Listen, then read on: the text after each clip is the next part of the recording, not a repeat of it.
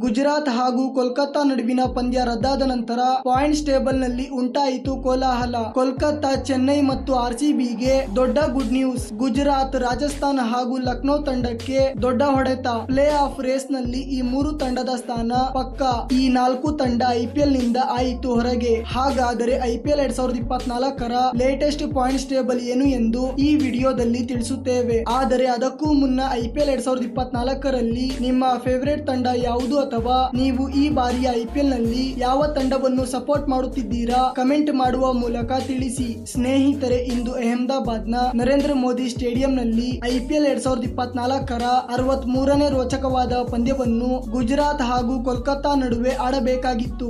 ಆದರೆ ನರೇಂದ್ರ ಮೋದಿ ಸ್ಟೇಡಿಯಂ ನಲ್ಲಿ ಭೀಕರವಾಗಿ ಮಳೆ ಬಂದ ಕಾರಣ ಟಾಸ್ ಕೂಡ ಹಾಕಲು ಸಾಧ್ಯವಾಗದೆ ಪಂದ್ಯವನ್ನು ಅಫಿಷಿಯಲ್ ಆಗಿ ರದ್ದು ಮಾಡಲಾಯಿತು. ಈ ಪಂದ್ಯ ರದ್ದಾದ ಕಾರಣ ಪ್ಲೇ ಆಫ್ ನ ರೇಸ್ ನಲ್ಲಿದ್ದರೂ ಕೂಡ ಗುಜರಾತ್ ತಂಡ ಐಪಿಎಲ್ ನಿಂದ ಡೈರೆಕ್ಟ್ ಆಗಿ ಹೊರಗಾಯಿತು. ಸ್ನೇಹಿತರೆ, ಗುಜರಾತ್ ಹಾಗೂ ಕೋಲ್ಕತ್ತಾ ನಡುವಿನ ಪಂದ್ಯ ರದ್ದಾದ ನಂತರ ಐಪಿಎಲ್ 2024ರ ಲೇಟೆಸ್ಟ್ ಪಾಯಿಂಟ್ಸ್ ಟೇಬಲ್ ಅನ್ನು ನೋಡಿದರೆ ಈ ಪಾಯಿಂಟ್ಸ್ ಟೇಬಲ್ ನ ಮೊದಲ ಸ್ಥಾನದಲ್ಲಿ ಕೆಕೆಆರ್ ತಂಡವಿದ್ದು 13 ಪಂದ್ಯದಲ್ಲಿ 9 ಪಂದ್ಯವನ್ನು ಗೆದ್ದು ಪಾಯಿಂಟ್ಸ್ ಟೇಬಲ್ ನಲ್ಲಿ 18 ಅಂಕವನ್ನು ಪಡೆದುಕೊಂಡಿದೆ. ಮತ್ತು ಎರಡನೇ ಸ್ಥಾನದಲ್ಲಿ ರಾಜಸ್ಥಾನ್ ತಂಡವಿದ್ದು 12 ಪಂದ್ಯದಲ್ಲಿ 8 ಪಂದ್ಯವನ್ನು ಗೆದ್ದು ಪಾಯಿಂಟ್ಸ್ ಟೇಬಲ್ ನಲ್ಲಿ 16 ಅಂಕವನ್ನು ಪಡೆದುಕೊಂಡಿದೆ. ಹಾಗೂ ಮೂರನೇ ಸ್ಥಾನದಲ್ಲಿ ಚೆನ್ನೈ ತಂಡವಿದ್ದು 13 ಪಂದ್ಯದಲ್ಲಿ 7 ಪಂದ್ಯವನ್ನು ಗೆದ್ದು ಪಾಯಿಂಟ್ಸ್ ಟೇಬಲ್ ನಲ್ಲಿ 14 ಅಂಕವನ್ನು ಪಡೆದುಕೊಂಡಿದೆ. ಮತ್ತು 4ನೇ ಸ್ಥಾನದಲ್ಲಿ ಹೈದರಾಬಾದ್ ತಂಡವಿದ್ದು 12 ಪಂದ್ಯದಲ್ಲಿ 7 ಪಂದ್ಯವನ್ನು ಗೆದ್ದು ಪಾಯಿಂಟ್ಸ್ ಟೇಬಲ್ ನಲ್ಲಿ 14 ಅಂಕವನ್ನು ಪಡೆದುಕೊಂಡಿದೆ. ಹಾಗೂ 5ನೇ ಸ್ಥಾನದಲ್ಲಿ ಆರ್ಸಿಬಿ ತಂಡವಿದ್ದು